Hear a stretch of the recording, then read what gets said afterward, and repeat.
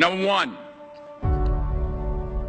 put God first.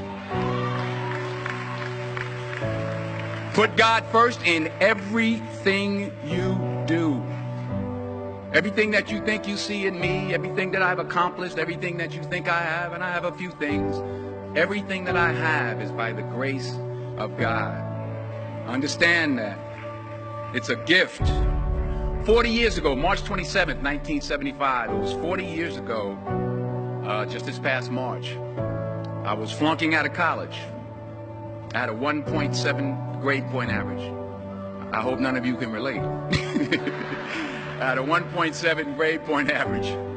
I was sitting in my mother's beauty shop. They still call it beauty shop now? What they call it now? Yeah, I was sitting in the beauty parlor. I was sitting in my mother's beauty parlor, and I'm looking in the mirror, and I see behind me this woman under the dryer. And every time she looked up, every time I looked up, she was looking at me, just looking me in the eye. And I didn't know who she was, and I said, she said, somebody give me a pen, give me a pencil. I have a prophecy. March 27, 1975, she said, boy, you are going to travel the world and speak to millions of people. Now, mind you, I was flunked out of college. I'm thinking about joining the army. I didn't know what I was going to do, and she's telling me I'm going to travel the world and speak to millions of people. Well, I have traveled the world, and I have spoke to millions of people. But that's not the most important thing, the success that I had. The most important thing is that what she taught me and what she told me that day has stayed with me since. I've been protected. I've been directed. I've been corrected. I've kept God in my life, and it's kept me humble. I didn't always stick with him, but he always stuck with me. So stick with him in everything you do. If you think you want to do what you think I've done, then do what I've done and stick with God. Number two, fail big. That's right. Fail big. Today is the beginning of the rest of your life, and it can be very frightening. It's a new world out there. It's a mean world out there, and you only live once. So do what you feel passionate about. Take chances professionally.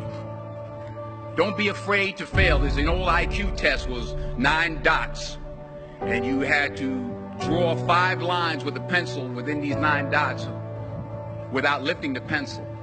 The only way to do it was to go outside the box. So don't be afraid to go outside the box.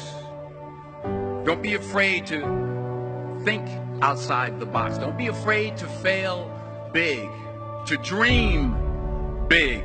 But remember, dreams without goals are just dreams, and they ultimately fuel disappointment.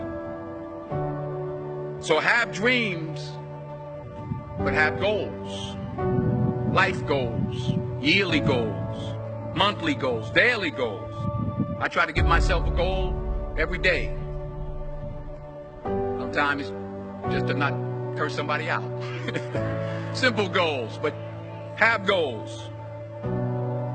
And understand that to achieve these goals, you must apply discipline and consistency. In order to achieve your goals, you must apply discipline, which you've already done, and consistency every day, not just on Tuesday and miss a few days. You have to work at it every day. You have to plan every day. You've heard the saying, we don't plan to fail, we fail to plan. Hard work works. Working really hard is what successful people do. And in this text, tweet, twerk world that you've grown up in, remember, just because you're doing a lot more doesn't mean you're getting a lot more done. Remember that. Just because you're doing a lot more doesn't mean you're getting a lot more done. Don't confuse movement with progress. My mother told me, she said, yeah, because you can run in place all the time and never get anywhere. So continue to strive, continue to have goals, continue to progress. Number 3, you'll never see a U-Haul behind a hearse. I'll say it again. You'll never see a U-Haul behind a hearse. I don't care how much money you make, you can't take it with you. And it's not how much you have.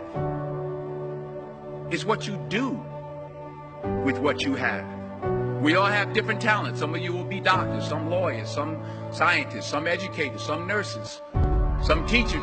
Yeah, okay. Some preachers. The most selfish thing you can do in this world is help someone else. Why is it selfish? Because the gratification, the goodness that comes to you, the good feeling that I get from helping others, nothing's better than that. Not jewelry, not big house I have, not the cars, but it's the joy. That's where the joy is, in helping others. That's where the success is. Finally, I pray that you put your slippers way under the bed tonight, so that when you wake up in the morning, you have to get on your knees to reach them. And while you're down there, say thank you for grace. Thank you for mercy. Thank you for understanding. Thank you for wisdom. Thank you for parents. Thank you for love. Thank you for kindness. Thank you for humility. Thank you for peace. Thank you for prosperity. Say thank you in advance for what's already yours. That's how I live my life. That's why I am. One of the reasons why I am today. Say thank you in advance for what is already yours. True desire in the heart for anything good is God's proof to you, sent beforehand to indicate that it's yours already. I'll say it again. True desire in the heart, that itch that you have, whatever it is you want to do, that thing that you want to do to help others and to grow and to make money, that desire, that itch, that's God's proof to you, sent beforehand already to indicate that it's yours.